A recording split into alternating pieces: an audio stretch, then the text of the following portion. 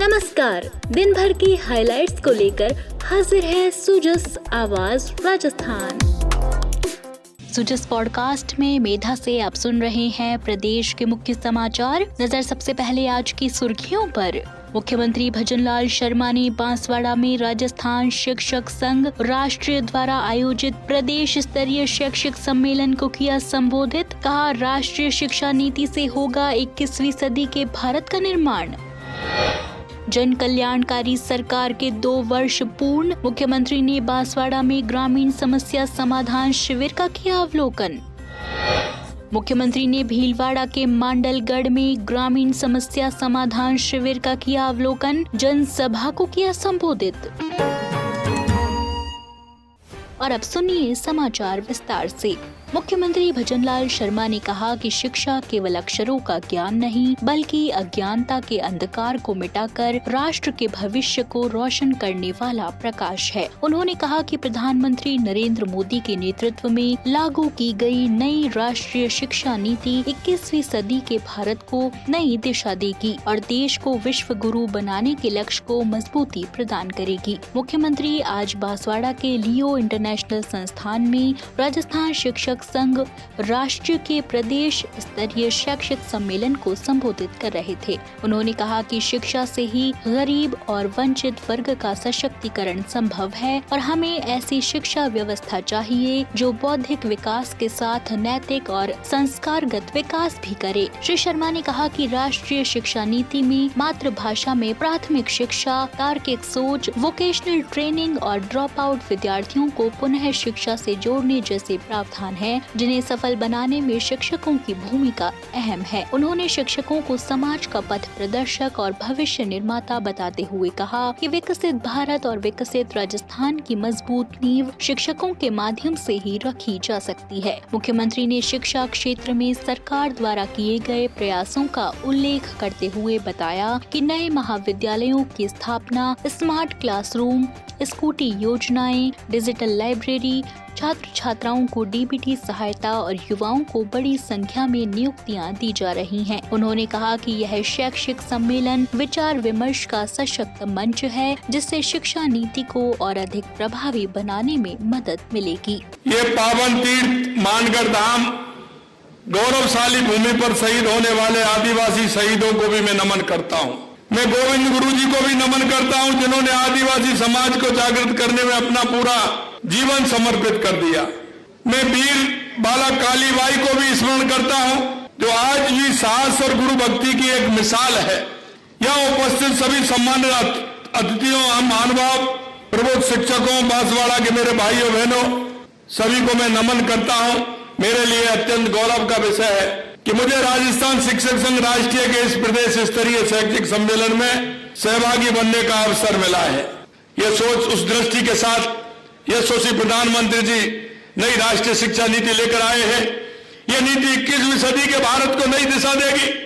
यह सुनिश्चित करती है कि भाषा किसी विद्यार्थी की प्रगति में बाधा नहीं बने। यह सुनिश्चित करती है कि प्राथमिक शिक्षा मातृभाषा में मिले। यह नीति सुनिश्चित करती है कि छात्रों में रटने की प्रवृत्ति के स्थान पर तार्किक सोच पैदा करने का काम हम सभी का है। यह सुनिश्चित करती है कि वोकेशनल ट्रेनिंग के माध्यम से विद्यार्थी केवल डिग्री धारक नहीं, बल्कि दक्ष नागरिक भी बने। यह नीति सुनिश्चित करती है कि विद्यार्थी किन्हीं परिस्थितियों में पढ़ाई छोड़ने के बाद उसे पुनः प्रारंभ कर सके।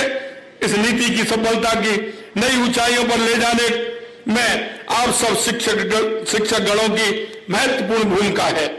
मुख्यमंत्री भजनलाल शर्मा ने बताया कि सरकार ने पिछले 2 वर्षों में शिक्षा के क्षेत्र में कई ऐतिहासिक निर्णय लिए हैं। राजकीय महाविद्यालयों के पुस्तकालयों में प्रतियोगी परीक्षाओं की तैयारी की सुविधा शुरू की गई है। पहले चरण में 36 राजकीय कन्या महाविद्यालयों में यह व्यवस्था लागू की गई है। वहीं लघु, सीमांत, बटाईदार किसानों और खेतीहर श्रमिकों के बच्चों के लिए राजकीय महाविद्यालयों में राजकीय निधि कोष का शुल्क माफ किया गया है। इस अवसर पर मुख्यमंत्री भजनलाल शर्मा ने जन कल्याणकारी सरकार के 2 वर्ष पूर्ण होने के उपलक्ष्य में बांसवाड़ा में आयोजित ग्रामीण समस्या समाधान शिविर का भी अवलोकन किया। उन्होंने शिविर में विभिन्न विभागों द्वारा लगाए गए स्टॉल्स का अवलोकन किया और लाभार्थी भाई बहनों से संवाद कर योजनाओं के क्रियान्वयन की जानकारी ली। मुख्यमंत्री ने कहा कि राज्य सरकार समाज के प्रत्येक वर्ग के सर्वांगीण विकास के लिए प्रतिबद्ध है और इसी उद्देश्य से जनहितकारी योजनाओं का प्रभावी और पारदर्शी संचालन किया जा रहा है। उन्होंने अधिकारियों को निर्देश दिए कि शिविरों के माध्यम से ग्रामीणों की समस्याओं का समयबद्ध समाधान सुनिश्चित किया जाए ताकि शासन की योजनाओं का लाभ अंतिम व्यक्ति तक पहुँचे। इसी कड़ी में मुख्यमंत्री भजनलाल शर्मा ने भीलवाड़ा के मांडलगढ़ में आयोजित ग्रामीण समस्या समाधान शिविर का भी अवलोकन किया और जनसभा को संबोधित किया। उन्होंने विभिन्न विभागों द्वारा लगाए गए स्टॉलों का निरीक्षण कर आमजन से सीधा संवाद किया और योजनाओं के लाभ की जानकारी ली। मुख्यमंत्री ने कहा कि राज्य सरकार जन कल्याण को सर्वोच्च प्राथमिकता देते हुए ग्रामीण क्षेत्रों की समस्याओं के तुरंत समाधान के लिए निरंतर काम कर रही है। उन्होंने अधिकारियों को निर्देश दिए कि शिविरों के माध्यम से प्राप्त प्रकरणों का समयबद्ध निस्तारण सुनिश्चित किया जाए ताकि सरकार की योजनाओं का लाभ अंतिम व्यक्ति तक पहुंचे। सफल 2 वर्ष के जो कार्यक्रम आयोजित हो रहे हैं, हमने इन कार्यक्रमों जनता से जोड़ा है कि जनता के बीच में हमारे कार्यक्रम हो। और मैं आपसे कहना चाहता हूं कि आप जो 2 साल के हमारे कार्यक्रम हैं, उन कार्यक्रमों के माध्यम से जनता के बीच में जाकर के उनके जो विकास के कार्य हैं, उन कार्यों को ठीक प्रकार से हम कैसे कर सकते हैं। मैं आपसे ये भी कहना चाहता हूं, समय समय पर 2 साल के अंदर हमारी सरकार ने जनता के बीच में जाने के हमारे शिविर हमने लगाए हैं। चाहे वो हमारे 17 सितंबर को माननीय प्रधानमंत्री जी के जन्मदिन के कार्यक्रम हो, जिनमें हमने लगातार 1 महीने तक जनता के बीच में जाकर के समस्या समाधान शिविर लगाए थे, उसमें जनता के काम हुए हैं। इसी तरह से पंडित दीनदयाल उपाध्याय अंत्योदय पखवाड़ा के तहत हमने कई कार्यक्रम लगातार किए हैं, जिससे जनता के काम को लेकर के हम उनको कर सकें। भाइयों बहनों, 2 साल पहले आपने जो जनादेश दिया था, वह राजस्थान में विकास और विश्वास की सेवा का जो संकल्प हमने लिया है, उस संकल्प के साथ हम काम कर रहे हैं। मैं आपसे इतना कहना चाहता हूं कि लगातार हमारी सरकार ने जिस संकल्प के साथ आपके बीच में हम आए थे,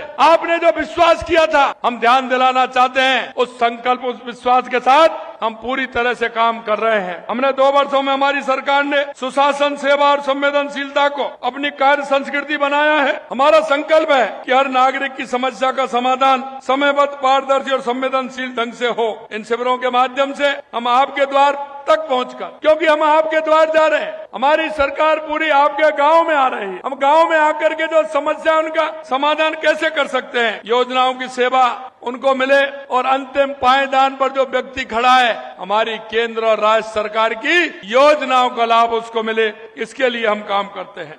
मुख्यमंत्री भजनलाल शर्मा ने पंजीकृत गौशालाओं की नियमित मॉनिटरिंग और पानी, चारा सहित व्यवस्थाओं की सघन ऑडिट के निर्देश दिए हैं। उन्होंने बेहतर प्रबंधन के लिए आदर्श गौशालाएं विकसित करने, गौकाष्ठ मशीनों व नई तकनीकों के उपयोग और गौशाला समितियों में पारदर्शिता सुनिश्चित करने पर जोर दिया। मुख्यमंत्री ने मोबाइल वेटरनरी सेवा की नियमित ऑडिट, रबी सीजन में यूरिया, DAP की निर्बाध आपूर्ति, जैविक खेती को बढ़ावा देने और राजस्थान को एग्रीकल्चर हब के रूप में विकसित करने के भी निर्देश दिए।